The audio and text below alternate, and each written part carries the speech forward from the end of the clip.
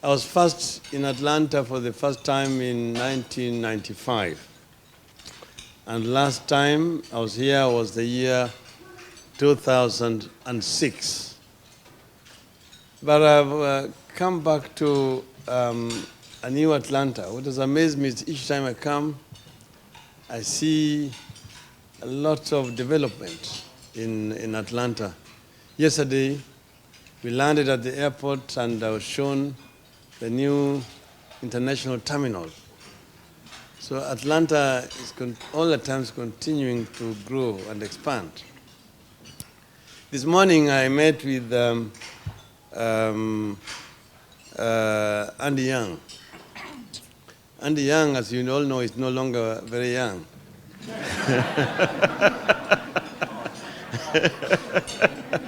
But he's still Andy Young. The last time I met him was in the year 2006. And when I was introduced to him and he had Odinga, he asked me, Odinga? In a relationship to Odinga? And I said, that was my father. He said, oh, come on, man. I was with your father in jail here in Atlanta. Then he began to tell me the story. That was in 1964, when my father, as a vice president of Kenya, then came to bring the Kenyan national flag to the UN. Kenya had just become independent. And then from New York, he was invited by the leaders of the civil rights movement to come to Atlanta. So he came here as a guest of the late Martin Luther King, Jr. And when he came here, they were now in a meeting at an hotel with the leaders of the civil rights movement at the time, King, Reverend Abernathy, Jesse Jackson, Andy Young, and so on. And as they were meeting, the police came in and declared that that gathering was illegal. And they arrested everybody who was there, including my father. Took them to the police cells. So they spent quite a bit time there, a number of hours. And then the report came out that the Kenyan vice president had gone missing.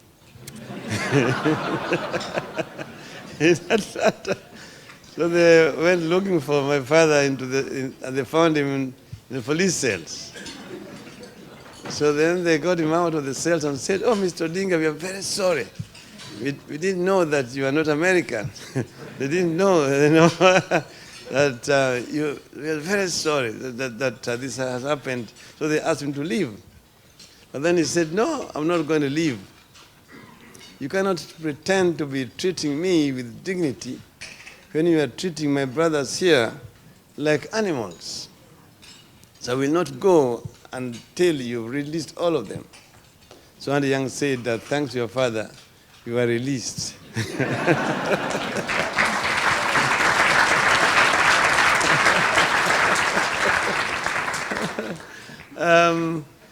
But what I want to say is that the relationship between Kenya and the United States goes back a long time. It started a very long time during the struggle for independence of Kenya. And at that time, Kenyan nationalists came here and made connections with American politicians. One of them was the late Thomas Joseph Mboya, who came here.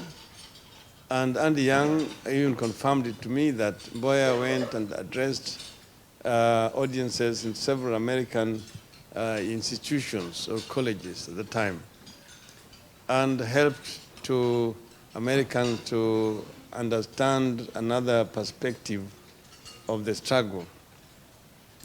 And through that time, he, working with American politicians, including the late John F. Kennedy, they started what became known as the airlift, the Kennedy airlift that brought several African students to study in American universities.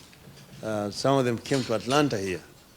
In fact, I met another gentleman outside there who went to school with another good friend of mine, but he's not in the audience now. He told me he will not be here for lunch.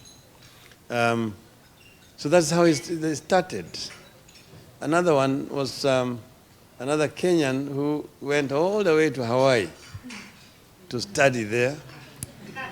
And then met a beautiful American girl who was also a college mate. And then eventually ended up marrying. And then produced what would become a president of the United States of America.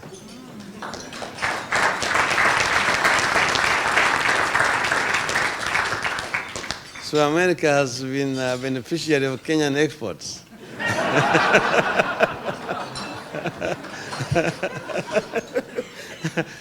Apart from coffee, that is, and tea and so on.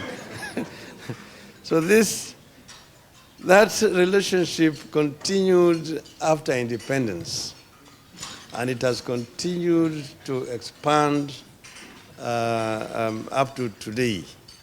And Kenya has been a major recipient of American assistance and aid in several fields: the field of medicine, in the field of education, in the field of infrastructure, in military cooperation, that is in the field of security. And we are very grateful for this assistance.